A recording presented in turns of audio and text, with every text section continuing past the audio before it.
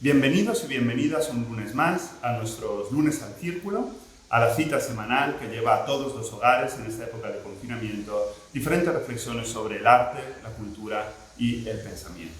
Esta es una semana muy especial para el Círculo de Bellas Artes porque tan solo hace unos días, el 16 de abril, nuestra institución cumplió 140 años. Y además también es especial porque este próximo jueves, el 23 de abril, tendrá lugar la tradicional lectura del Quijote, uno de los eventos más importantes para nuestra institución, y este año se celebrará de manera virtual, pero no por ello menos simbólica o menos importante, y ahí os esperamos a todos disfrutando de la lectura continuada del Quijote. Hoy nos acompaña en los Lunes al Círculo el filósofo Ernesto Castro, que a pesar de su juventud no merece apenas presentación. Es uno de los divulgadores, de los difusores y de los pensadores más importantes del panorama filosófico actual.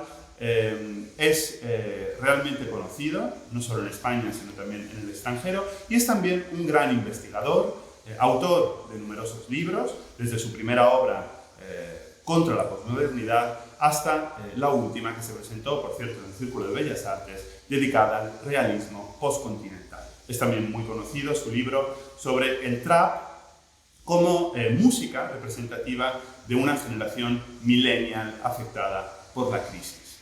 Actualmente es profesor de la Universidad de Zaragoza y yo le agradezco muchísimo su presencia hoy. Gracias, Ernesto, por estar con nosotros. Y lo que le hemos pedido a Ernesto es una reflexión de corte filosófico, pero también sociológico, político, histórico, sobre un fenómeno realmente nuevo en esta época de confinamiento y de pandemia, que es el de los aplausos. Esa cita que tendrá lugar en poco menos de una hora en toda España, donde todos salimos, o gran parte de la población sale al balcón, interactúa con sus vecinos, genera nuevos espacios de mediación, nuevos espacios de comunicación y se generan nuevas comunidades de proximidad articuladas alrededor de un aplauso entendido como homenaje al personal sanitario. ¿Qué tiene detrás este fenómeno desde un punto de vista histórico? ¿Qué ha significado el aplauso en la historia de la cultura, en la historia de la política, en general en la historia de la humanidad? ¿Y qué tipo de consecuencias políticas, sociales, incluso morales, tienen los aplausos de las 8 cada día en España? Hay varios sectores que han criticado este fenómeno, que lo han visto como dirigido desde determinadas instituciones mediáticas, culturales o políticas. Hay quien cínicamente piensa que es algo inútil o incluso perjudicial, y nos interesaba mucho oír la voz, escuchar la opinión de Ernesto acerca de este fenómeno tan novedoso. Así que muchísimas gracias de nuevo por estar aquí, Ernesto, y ahora te cedo con muchísimo gusto la palabra para reflexionar sobre este concepto, sobre esta noción de aplauso. Me sumo con mucho gusto a la iniciativa del Círculo de Bellas Artes de Madrid de elaborar un glosario de la pandemia. El término que yo he propuesto abordar filosóficamente es el del aplauso. El hecho es claro y distinto, lo conocemos todos. Se ha creado la costumbre en España de aplaudir a lo largo de esta cuarentena, confinamiento por motivos del COVID-19, a los miembros de la sanidad pública a las 8 de la tarde. Esta es una costumbre que ha surgido en la mayor parte de los países que tienen un confinamiento parcial o total de su población. Es un fenómeno que ha ido surgiendo tanto desde abajo como desde arriba, es decir, sugerido por ciertos partidos, gobiernos, pero también por la sociedad civil en sentido amplio. Y es un fenómeno que merece la pena ser analizado, sobre todo porque en el caso de España tiene un precedente inmediato muy claro, a saber, los aplausos silenciosos del 15M. Se puede establecer una contraposición muy interesante entre esos aplausos silenciosos, que tenían como objetivo principalmente no impedir el orden del discurso, y los aplausos ruidosos del presente. Para los que tengan memoria, sabrán que en mayo de 2011, con motivo de la acampada indignada en Sol, pues se popularizó esta costumbre de mostrar aprobación hacia los discursos que se están pronunciando en la Asamblea General, en la Iglesia, por medio de este gesto de agitar las manos proveniente del lenguaje de sordomudos. Este era un gesto que se había utilizado previamente en cierto mundo underground, más o menos vinculado con el anarquismo. Yo tengo que decir que la primera vez que vi este gesto fue en un garito subterráneo clandestino en Madrid hacia el año 2009-2010, donde los dueños del local, precisamente para evitar que no hubiera denuncias por parte de los vecinos, pues imponían sobre la clientela esta forma de aplaudir ante una serie de representaciones teatrales, mímicas, performativas que se están produciendo por aquel entonces. Podemos decir la bohemia pre-15M era madrileña, que afortunadamente pues llegó a su fin, pero evidentemente este gesto del aplauso silencioso se popularizó masivamente con motivo del 15M. Así pues se puede establecer una primera contraposición, un primer análisis, si se quiere, superficial, entre, por un lado, los aplausos silenciosos del 15M, que no obstante decían mucho más que los aplausos ruidosos del presente. Sobre los aplausos se ha dicho de todo. Evidentemente, pues hay un discurso pro aplauso, es un discurso, digamos, que entiende que es un gesto de solidaridad, un gesto de cohesión social, un gesto de edificante. Y también hay un discurso anti-aplauso, es decir, aquel discurso que entiende que es un gesto hipócrita, un gesto sobre todo cínico, conformista, autorreferencial, es decir, que al fin y al cabo los aplaudidores están aplaudiendo a sí mismos y no a los sanitarios, que muchos de ellos no los tienen a la vista. Y sobre todo este discurso anti-aplauso, pues es un discurso que entiende que obras son amores y no buenas razones. Es decir, que lo suyo hubiera sido tener una sanidad pública con la suficiente dotación de personal y de medios como para hacer frente a una enfermedad o a una situación como esta, y que ya es tarde para el heroísmo. Es decir, que el heroísmo, lejos de ser algo encomiable, es algo que debemos buscar erradicar. Es decir, lo suyo sería que los sanitarios fueran profesionales y que hicieran su trabajo con los medios adecuados en lugar de tener que ser héroes, ¿no? O sea, triste de la nación que requiere de héroes y por tanto de individuos que deban ser aplaudidos. Contra los aplausos también se pronunció hace ya justo una década Rafael Sánchez Ferlosio, el escritor y ensayista español, en El País, una columna que publicó el día 29 de noviembre de 2010, en el que se quejaba del recurso reiterativo al aplauso en el Congreso de los Diputados. Como era habitual y sigue siendo habitual, ¿no?, que en el Congreso de los Diputados pues una bancada aplauda a su representante de manera mecánica, como si fuera un conjunto uniforme de robots. Las palabras de Sánchez Ferlosio en contra del aplauso de los congressmen, o ahora también congresswomen, y también entonces congresswomen, era la siguiente: congresistas tanto masculinos como femeninos, no será la siguiente. El fundamento de mi desazón es bien distinto y bastante más grave. Es la naturaleza del automatismo de reflejo mecánico que ha llegado a adquirir en nuestros días el aplauso. En las televisiones se está aplaudiendo constantemente a todo.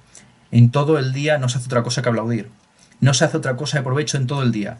En los entierros el aplauso se ha hecho tan convencional que se mira como una descortesía el no aplaudir.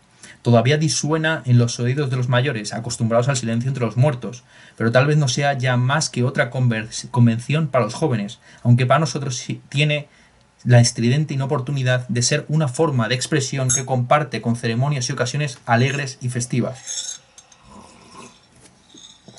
La crítica a Sánchez Ferlosio está clara, ¿no? Por un lado se critica el automatismo, el carácter mecánico del aplauso, el elemento espectacularizado que implica que nosotros veamos una televisión ya transida o atravesada por unos aplausos que se dan previamente, es decir, que ya el propio producto televisivo va con su cinta, con su envoltorio de aprobación previsionada por un público que es a su vez expectado por otro público.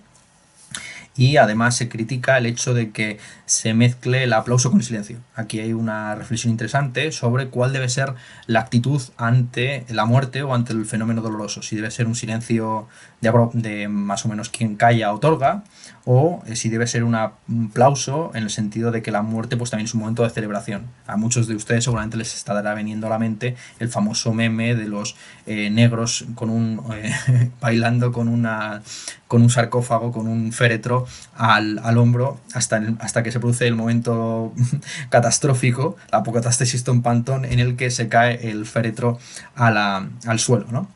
Pues bien, aquí hay un debate que se puede incluso mantener en el presente, es decir, cómo honrar a los muertos, cómo no apropiarse de su sufrimiento, cómo no convertir al final el aplauso en un gesto hipócrita y cínico, que es la principal crítica que se enarbola contra los pro-aplausísticos. Bien. Pero una vez dicho esto, ya podemos profundizar un poco más y entrar en lo que podemos llamar una teoría general del aplauso, una aplausología, por utilizar el término que usó Sergei Pamies en una columna también publicada en el diario El País en 2006. El fundamento de esta aplausología general yo la he encontrado en un artículo muy interesante de Steve Connor titulado "La ayuda de tus buenas manos, informe sobre dar palmas". Este es un texto muy largo en el que se comentan un montón de cosas sobre el fenómeno del aplauso, pero que sobre todo incide de una manera crucial en la distinción entre la palmada individual y el aplauso colectivo. O sea, una cosa es el gesto de la palmada individual que realiza un solo individuo de manera reiterada, o bien como un acto puntual, singular, y el aplauso como un fenómeno necesariamente colectivo. Es decir, no existe un aplauso de un solo individuo. El aplauso es un fenómeno colectivo que requiere siempre de otras personas y que evidentemente tiene un componente etológico, es decir, se ha comprobado, ¿no?, que tanto los chimpancés como los simios más próximos a nosotros pues suelen juntar las manos y hacen el gesto del aplauso. Es algo que se ha visto evidentemente en niños no socializados, en los famosos niños ferales. Es un gesto, por lo tanto, que proviene de la naturaleza, pero que se articula culturalmente. Una cosa, como digo, es la palmada singular, que corta en dos el tiempo, que tiene un componente disruptivo de creación de tensión, igual que cuando alguien se pone a aplaudir en solitario en un teatro mientras sigue la función, pues es un gesto principalmente de desprecio es decir, que el aplauso singular es siempre un gesto de subrayamiento del tiempo, de distensión, de tensión, frente al aplauso colectivo, que es un momento de catarsis, de tensión. Hay una serie de análisis sociológicos que muestran como una correlación entre el precio de un espectáculo y el número de decibelios del aplauso. El aplauso más largo del mundo se lo dieron si no recuerdo mal, a este cantante de ópera que recientemente ha sido denunciado, el cantante... Perdona, creo que te refieres, Ernesto, al gran tenor Plácido Domingo. Este hombre hizo una actuación espectacular, por lo visto, de Otelo en Viena, motivo por el cual fue aplaudido durante, si no recuerdo mal, una hora y media de aplauso, ¿no? Con 81 apariciones en escena.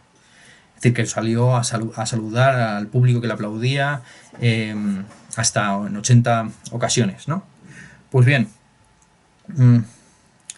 como digo, hay una diferencia entre la palmada individual y el aplauso colectivo. La palmada individual tiene como objetivo principalmente romper en dos el tiempo, generar una tensión cronológica frente al aplauso, que es un fenómeno de descarga, y lo que estaba diciendo, vinculado necesariamente en ocasiones con la cuestión de la estimación, el valor y el precio. Como digo, ha habido un análisis que ha mostrado cómo la gente suele aplaudir más cuanto más paga por el espectáculo que ha visto. Es decir, se ve en muchas ocasiones cargada psicológica o sociológicamente para aplaudir más, precisamente para confirmar que la inversión que ha realizado en términos monetarios pues es justa, legítima, adecuada, proporcionada, ¿vale? Leamos una cita de Steve Connor para que vean ustedes el tono también de este autor, por si quisieran acudir a leer el texto, que yo creo que es una buena referencia. Este texto de La ayuda de tus buenas manos, informe sobre dar palmas. Dice: si el sonido distintivo del ser humano es el sonido del lenguaje, entonces el cuasi lenguaje de los sonidos inarticulados producidos por otros sitios distintos de la boca siempre tienen esa mácula de lo gratuito, lo excesivo o lo proscrito. El aplauso es la benigna superfluidad del cuerpo, es la diarrea del sonido. Pues bien, esto no es un juicio negativo, aunque como ven vuelvo a plantear la cuestión de la relación entre el logos y el aplauso, entre el discurso hablado y el aplauso. Esta distinción que establece Steve Connor entre la palmada individual y el aplauso colectivo nos remite a un famoso koan budista, a saber, el que dice lo siguiente: ¿a qué suena el aplauso de una sola mano? Como todo el mundo sabe, los koan son una serie de enigmas, acertijos de la tradición zen, que tienen como objetivo generar una suerte como de vacío mental, aproximarnos a lo que se denomina en varias tradiciones místicas el satori, el nirvana, el moksha, la iluminación. ¿Bien? La forma más fácil de acceder a ese estado de iluminación precisamente es dejar de pensar, o mejor dicho, pensar en algo que no tiene sentido, o tal como el olor de las nubes, el sonido de un árbol que cae en un bosque sin nadie que lo escuche, o el sonido también que hace una sola mano aplaudiendo. Lo interesante de este aplauso de una sola mano es que, aunque para los budistas y los zen, pues es un koan que tiene como objetivo procurar el vacío mental, ha habido muchos artistas y creadores culturales que han intentado llenar ese vacío, ¿no? Es decir, es increíble ver que hay por lo menos 5 o 6 referencias fílmicas, narrativas, de muchos campos artísticos con este título. El aplauso de una sola mano. Vamos aquí a hacer referencia a dos. La primera que quisiera mencionar es la novela de Anthony Burgess, El aplauso de una sola mano, una novela publicada en el año 1961 con el heterónimo de Joseph Kell, o mejor dicho, seudónimo. La novela cuenta la historia de un tal Howard que tiene una memoria fotográfica, lo cual le permite ganar un concurso televisivo, a la manera del poeta David Leo García, que en España ha ganado un montón de concursos precisamente por su gran capacidad verbal y su memoria fotográfica. Pero este Howard va más allá de este galardonado poeta español y tiene además presciencia y clarividencia. Es decir, no solamente se acuerda perfectamente del pasado como Funes el memorioso, sino que también puede prevenir y prever el futuro. Esta presciencia y clarividencia le permite además ganar carreras de caballos, con lo cual entre los premios de un lado y de otro termina basando una fortuna formidable que le permite pasarse años viajando por todo el mundo y conociendo a los crápulas y corruptos de la élite global. Después de haber perdido prácticamente toda su riqueza, regresa a casa con su esposa, Janet, proponiéndole un suicidio a base de consumo de barbitúricos ante el inminente colapso de la civilización. Es una situación muy parecida a la que nos encontramos a día de hoy. Janet no se traga este discurso apocalíptico y escatológico y decide matar a su marido y quedarse con los dineros que todavía le quedaban de aquellas apuestas de caballos y concursos televisivos. Bien, como ustedes están viendo, se trata de una novela menor.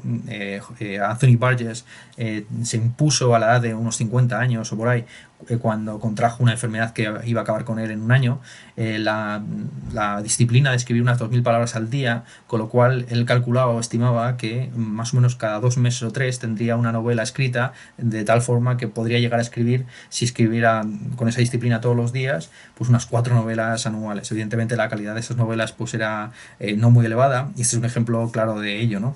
El propio Anthony Burgess pues nunca quiso reeditar este libro, diciendo que se trataba de un mes de trabajo, un texto que hizo por unos $100 y en el cual se propuso no utilizar más de 800 palabras.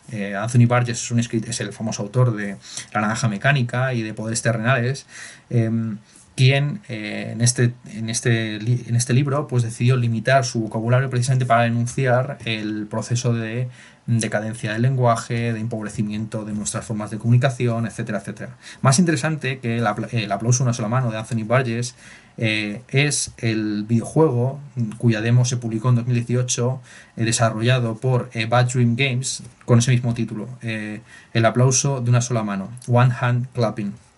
Este es un videojuego en el que, pues en 2D, en el que uno tiene, de plataformas, podríamos decir, en el que uno tiene que ir salvando determinados obstáculos o determinados desniveles, creando infraestructuras para precisamente solventar esos desniveles por medio del uso de la voz.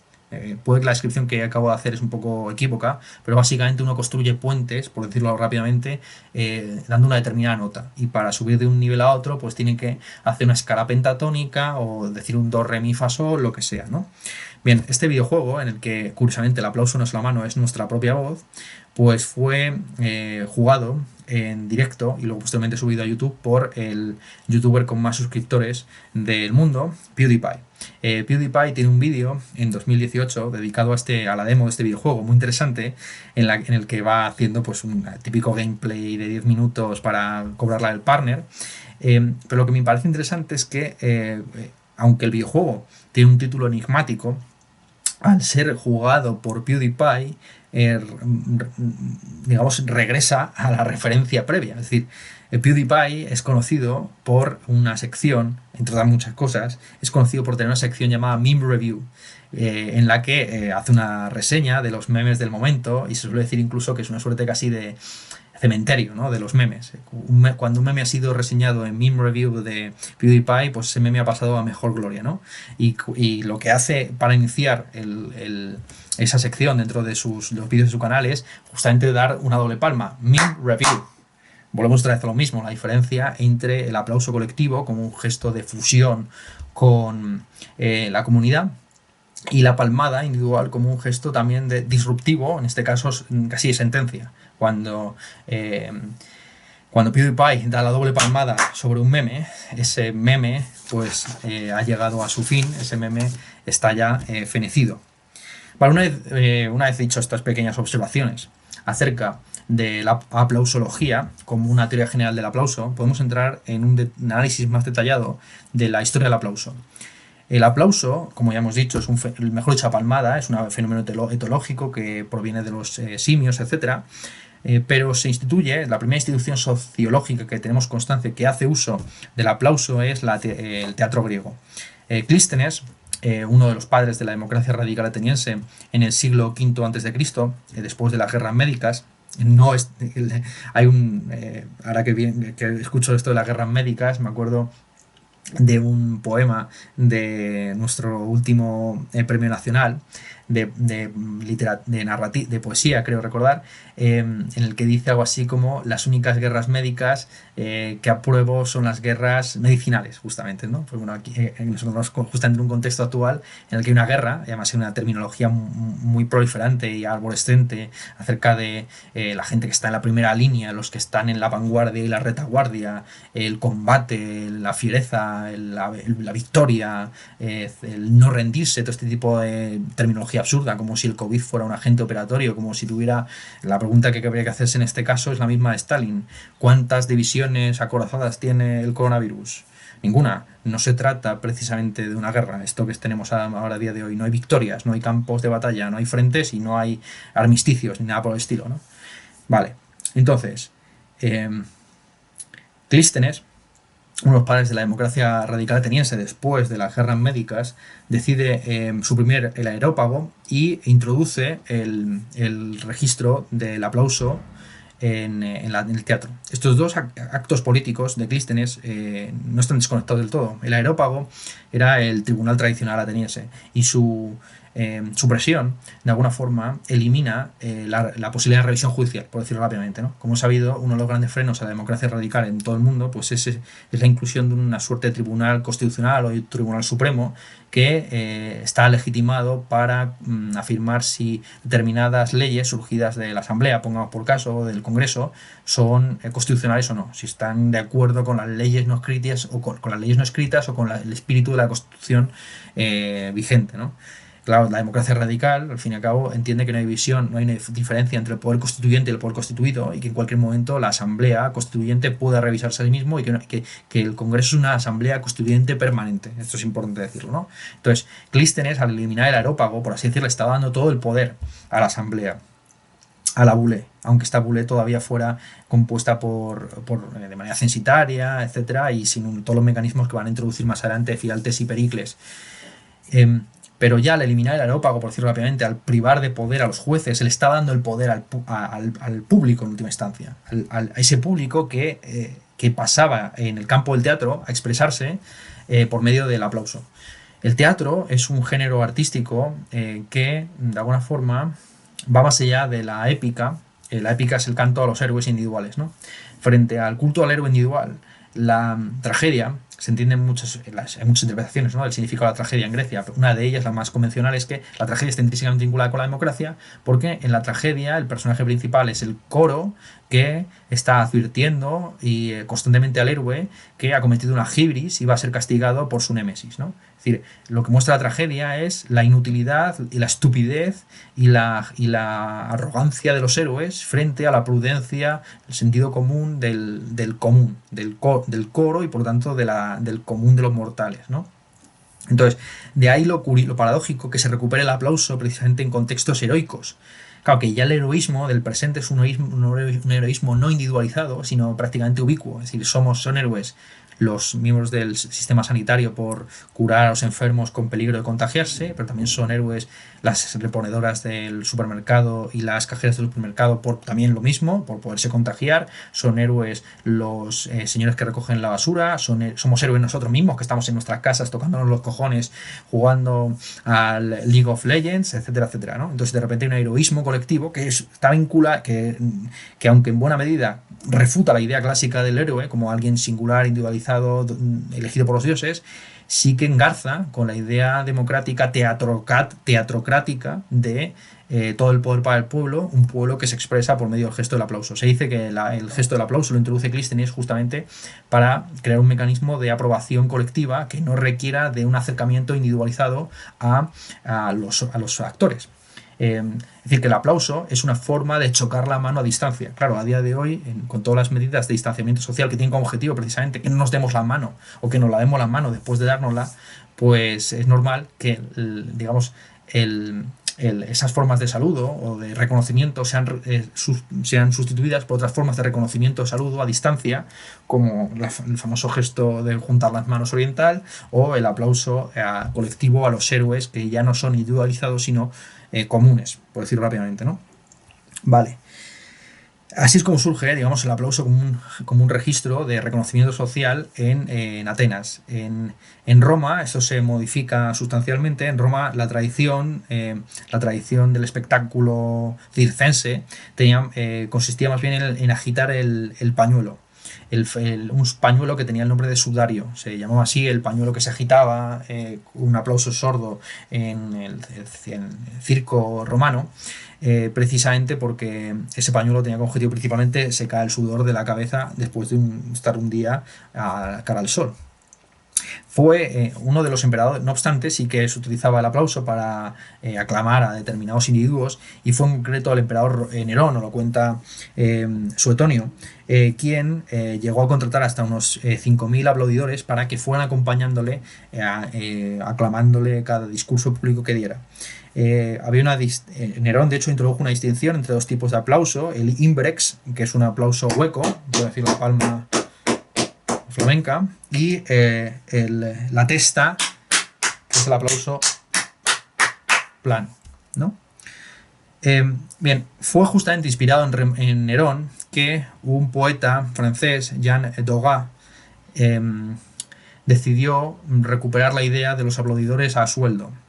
Jean Doga es el primer claqueur de la historia de Francia, el primer claqueur, el primero que instituyó una claque. Las claques eran una serie de organizaciones reconocidas por el teatro y la ópera francesa a partir de la década de 1820 en adelante, que eran contratados por los directores de teatro para aplaudir y ir ovacionando las obras de teatro según se iba desenvolviendo la actuación.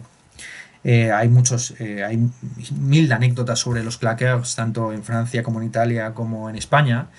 Y lo único que podemos aquí decir es que había muchas subdivisiones, es decir, estaban por un lado los reidores, por otro lado estaban los aplaudidores, los murmuradores, los bisbiseros, que reclamaban que hubiera un bis.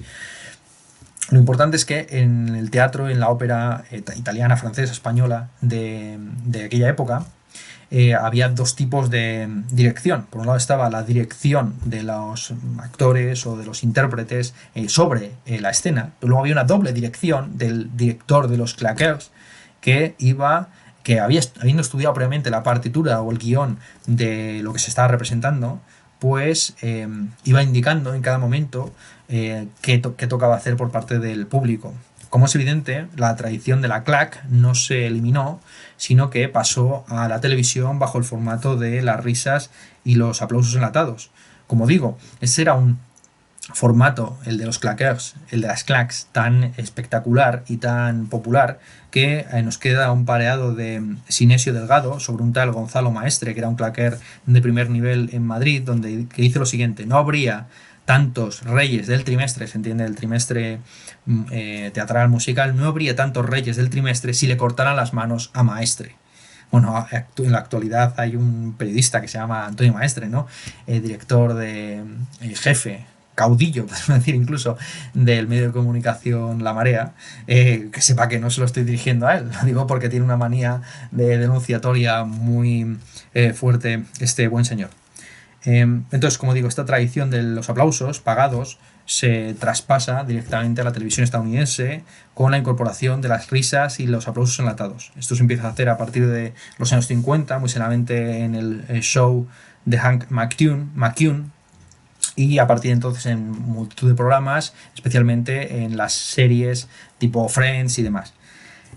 Claro, lo interesante de este formato, que como digo llega hasta el presente, el de los aplaudidores pagados, es que lo primero que se ha suprimido, una vez se ha proclamado la cuarentena en muchos de los países de Occidente, es justamente la presencia del público en los lugares de grabación.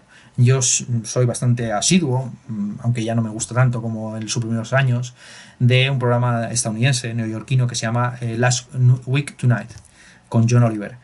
Pues bien, este es un programa que en la actualidad se sigue grabando, es un programa semanal, pero ya no se graba con público, entre otras cosas porque uno de los primeros locales completamente infectados de coronavirus de Nueva York fue justamente el local donde se grababa el programa de Late Night, Late Night de la HBO. De tal forma que estamos de nuevo ante un formato trágico. Es decir, después de grabar un programa sobre el coronavirus en el que en buena medida se cachondeaban de la pandemia, esos mismos que se cachondeaban de la pandemia terminaron siendo uno de los primeros transmisores del virus. Pues bien, este programa, que se ha visto privado de su audiencia, ahora se graba en un escenario blanco, pueden ustedes ver los vídeos en YouTube, de tal forma que ha perdido toda gracia. Porque lo que hacía gracia del performance de John Oliver consistía justamente en esa recepción graciosa que hacía el público. Eran las risas del público lo que motivaba la sonrisa detrás de la pantalla en tu propia casa, ¿no? Y esto nos lleva a un tema importante, analizado por toda la Escuela de Frankfurt, saber la alienación del individuo en los espectáculos de masas, unos espectáculos de masas donde la propia masa, el espectáculo. Esto es una cosa que se ha individualizado, personalizado y customizado mucho con las redes sociales, donde cada uno es un espectáculo para el resto de sus familiares, para los 10 o 12 seguidores que tenga, empezando por sus hermanos, padres, sobrinos y demás.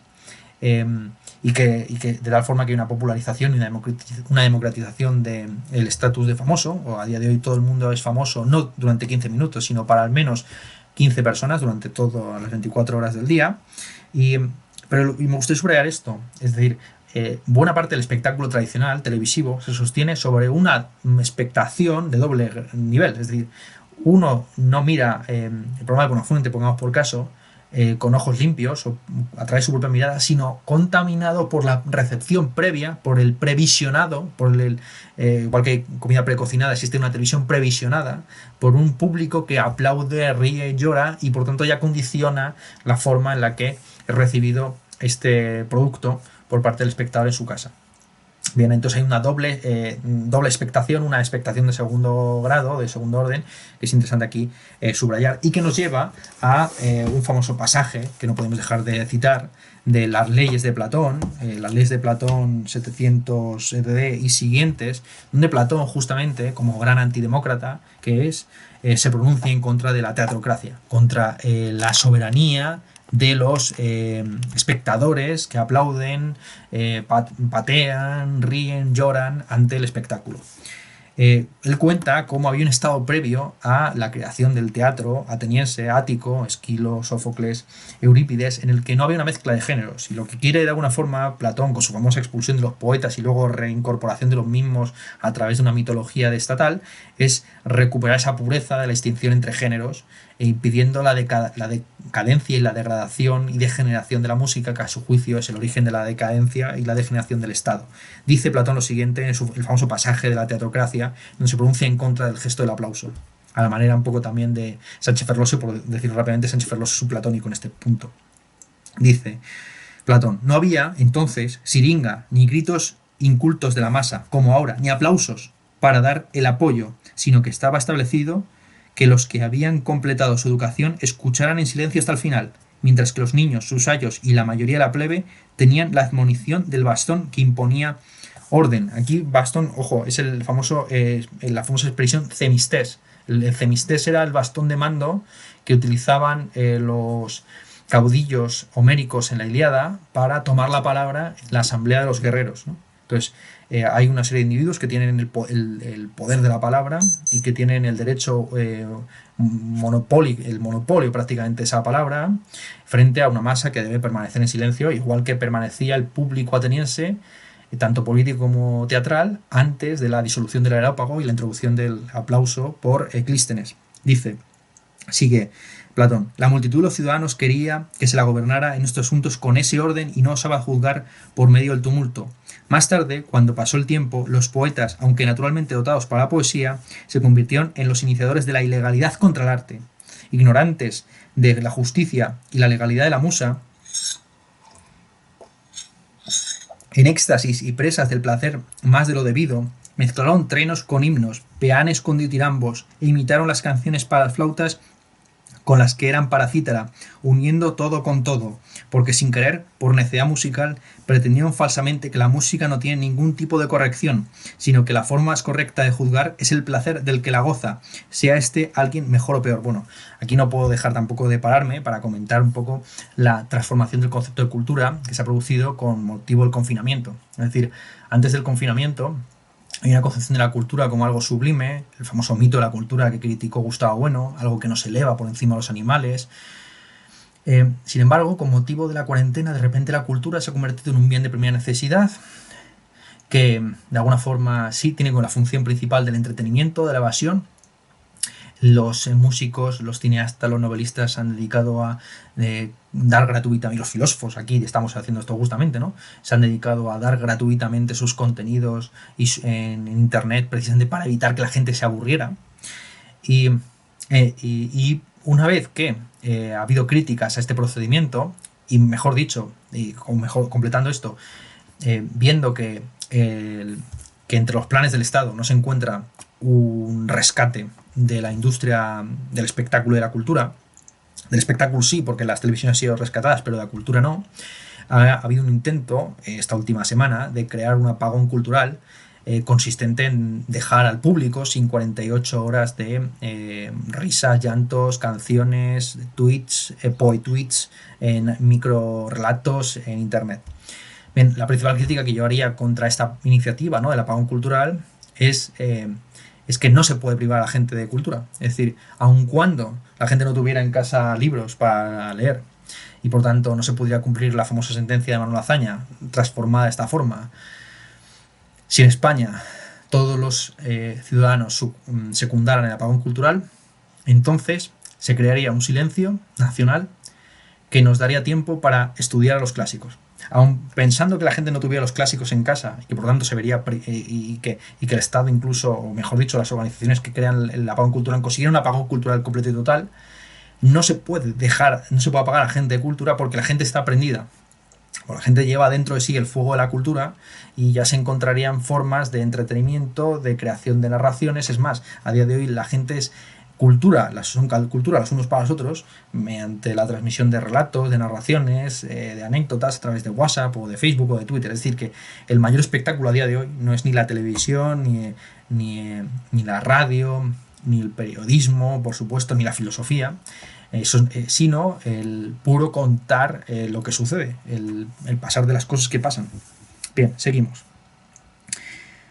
Al hacer composiciones de este jaez y proclamar al mismo tiempo teorías por el estilo, instauraron en la plebe la ilegalidad respecto de la música y la osadía de creerse capaces de juzgar, de donde los teatros de silenciosos se volvieron clamorosos, como si conocieran lo bello y lo que no lo es en las artes, y una teatrocracia malvada suplantó en la música a la aristocracia. En efecto, si hubiera surgido una democracia de hombres y libres solo en la música, lo sucedido no habría sido en absoluto terrible, pero entre nosotros, el que todos se creyeran expertos en todo y la ilegalidad comenzaron en realidad a partir de la música, y siguió la libertad, pues perdieron el temor como si supieran, y la carencia del temor engendró la desvergüenza, pues el no temer por osadía la opinión del mejor es prácticamente la desvergüenza malvada, producida por una cierta libertad demasiado osada. pues este es el juicio, ¿no?, de el divino Platón contra la teatrocracia, que de alguna forma es una crítica a la democracia, y por tanto también contra los procedimientos de aplauso, que también pueden ser calificados de hipócritas, cínicos, etc.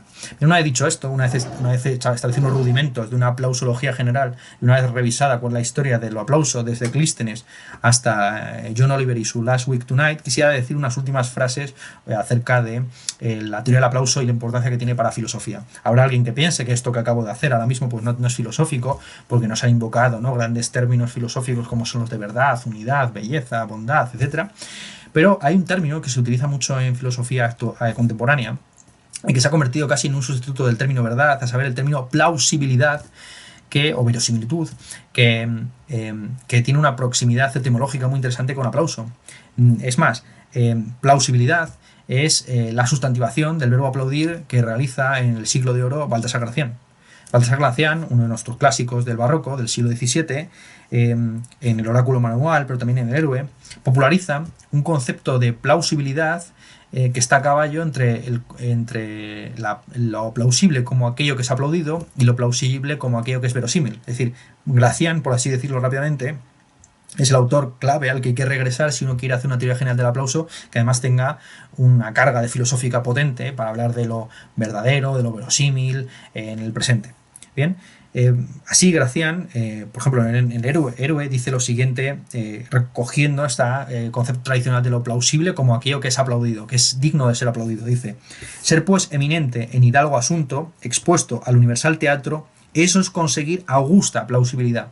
Aquí se ve pues cómo emerge un concepto típicamente barroco del mundo como un teatro. Esto está en Calderón de la Barca y está en muchos dramaturgos de la época, donde uno, precisamente para ser hidalgo, para ser honorable, tiene que ser plausible, tiene que ser augusto y tiene que ser plausible. Es decir, ¿en qué consiste la dignidad humana? En el hecho de que determinadas conductas sean elogiables, puedan estar sometidas al aplauso colectivo.